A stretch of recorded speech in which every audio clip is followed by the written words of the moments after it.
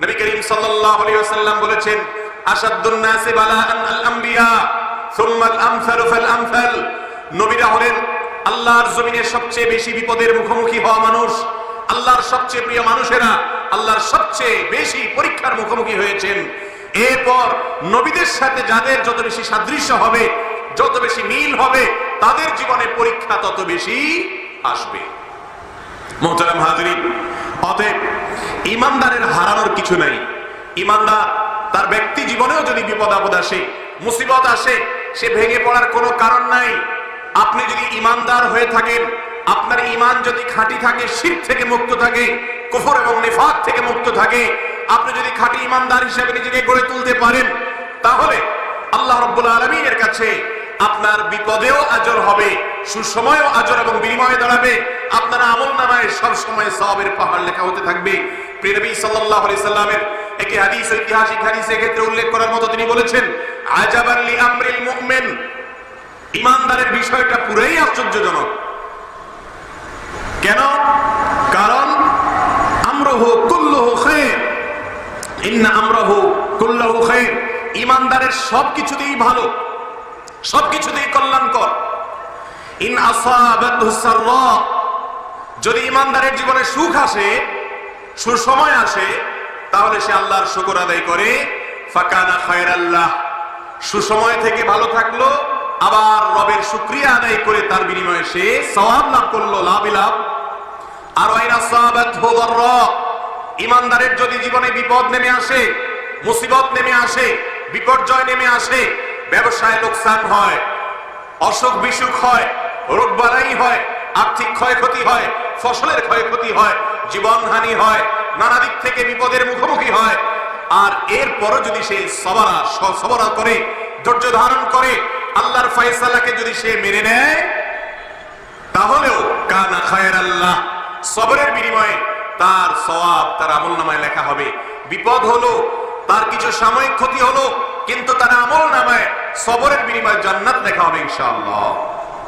মুহতারাম হাজিরিন, নবী করিম সাল্লাল্লাহু আলাইহি সাল্লাম বলেছেন, ওয়াস-সাবরু সাওয়াবুহু আল জান্নাহ। সবর এবং ধৈর্যের একমাত্র বিনিময় হলো সরাসরি জান্নাত। আল্লাহ রাব্বুল আলামিন কোরআনে হাকিমে বলেছেন, ইন্নামা ইউওয়াফাস-সাবিরুনা আজরাহুম বিগাইরি হিসাব। যারা ধৈর্য ধারণ করবে, যারা সবর করবে, যারা আল্লাহর দেওয়া বিপদকে হাসি মুখে গ্রহণ করে নিবে, মেনে নিবে, রিজা বিল কাজা যাদের মধ্যে থাকবে, আল্লাহ রাব্বুল আলামিন তাদের সম্পর্কে বলছেন, ইউওয়াফাস সাবিরুনা আজরাহুম বিগাইরি হিসাব। তাদের যে সওয়াব দেওয়া হবে, অন্য আমলকারীদেরকে আল্লাহ হিসেব করে করে সওয়াব দিবেন। আর যারা বিপদে ঢোক গিলেছে, সবর করেছে, দাঁত কামড়ে পড়েছিল, এই ব্যক্তিদের সওয়াব দেওয়ার সময় আল্লাহ হিসাব করবেন না, বিনা হিসাবে দিবেন। আল্লাহ রাব্বুল আলামিন আমাদেরকে সবরকারীদের কাতারে শামিল হওয়ার তৌফিক দান করুন। মুহতারাম হাজিরিন, আমাদের ব্যক্তিগত জীবনেও বিপদ আসে, বিপর্যয় আসে, আসে নাকি আসে না বলেন? অনেকে বলেন যে আল্লাহর এত ইবাদত করি, এত আমল করি, তবুও আমার উপরে বিপদ আসে। নবী করিম সাল্লাল্লাহু আলাইহি সাল্লাম বলেছেন, ইন্নাল্লাহা ইযা হাব্বা কওমান ইবতালাহুম। আল্লাহ রাব্বুল আলামিন যখন কোন কওমকে ভালোবাসেন, কোন মানুষকে আল্লাহ যখন ভালোবাসেন, তাকে পরীক্ষা নেন। তার কি নেন? পরীক্ষা নেন। যে যত বেশি আল্লাহর প্রিয় বান্দা হবে, তার পরীক্ষা তত কঠিন হবে, বড় হবে। এই জন্য আমাদের জীবনে বিপদ আসবে, সেটাই স্বাভাবিক। ইমানদারের জন্য দুনিয়াটা কি, সে সম্পর্কে সহিহ মুসলিমের হাদিসে নবী আলাইহিস সালাম বলেছেন, আদ-দুনিয়া সিজনুল মুমিন, আদ-দুনিয়া সিজনুল মুমিন। ভাইরা আমার, দুনিয়ার জীবনটা হলো ইমানদারের জন্য জেলখানা। ইমানদারের জন্য কি ভাই? ওয়া জান্নাতুল কাফির। আল্লাহর প্রতি যার ঈমান নাই, সেই হতভাগা কাফেরের জন্য দুনিয়া হলো জান্নাতের মতো। জান্নাতে যেরকম যা খুশি করা যায়, কাফেরও যা খুশি সে দুনিয়াতে করে।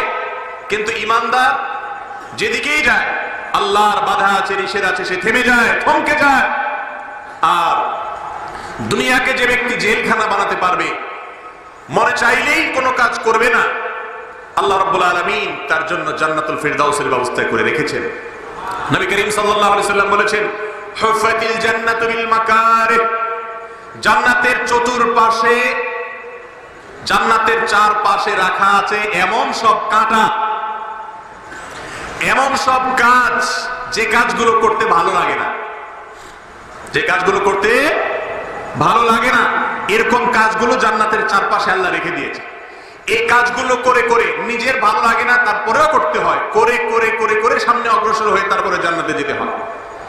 আর এর বিপরীতে জাহান্নামের চতুর্পাশ সম্পর্কে নবী আলাইহিস সালাম বলেছেন, জাহান্নামের চারপাশে এমন সব কাজ রাখা আছে যে কাজগুলো করতে মানুষ পছন্দ করে, মনে চায়।